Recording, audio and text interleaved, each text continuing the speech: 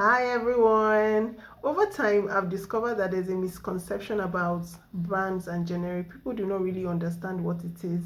And for example, someone goes to a pharmacy, has been walking around for a long time, different places, trying to get a medication, a certain medication that has been prescribed, and then on finally getting to a place where they admit to having it, they give it to that person and it has another name.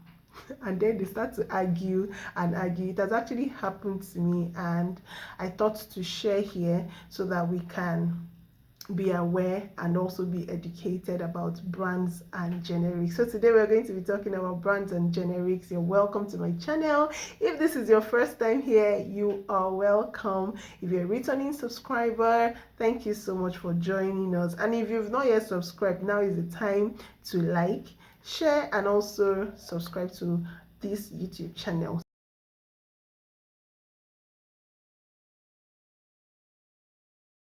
So we'll talk about brands and generics now. Now, I do not want to use English to explain it, so I'm going to be showing you a particular drug that is being produced by two different companies so that you're going to understand what a brand is and what a generic is. So I'm going to be using this. Can you see?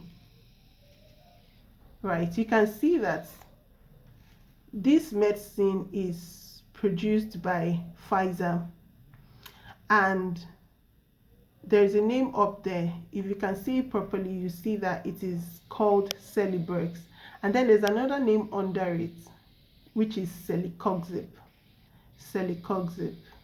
All right. So Celebrex up there is the brand name, meaning that it is the name that the company which produced this medicine has given to it. Pfizer has decided to name its own Celecoxib Celebrex. So Celebrex becomes the brand name, while Celecoxib is the generic. Now, this is another one. It is also Celecoxib, if you can see it properly. Hope you'll be able to see this. Okay, it is also Celecoxib, but this is actually produced by X Farm, and they named theirs Xzip. All right, so from what I explained earlier, you would agree with me that Xzip becomes the brand name for this particular Celecoxib. So both of them are Celecoxib, but made by different companies with their own brand names. So peradventure, Celecoxib was prescribed for you, right? And then you go to a pharmacy and you cannot find it, or you've been to different places and probably this particular one in your location is scarce and you cannot find it. If this is given to you, please take it.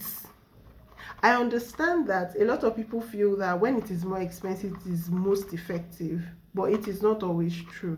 So if you find this and it is the same generic name but different brand names, you're taking the same thing, except for, maybe companies that you do not really know very well or are not trusted. Yes, you can decline. But if it is recommended by a pharmacist, recommended by your doctor, say you cannot find the first one, please take this other one. It is the same thing, it's just that it is being made by two different companies.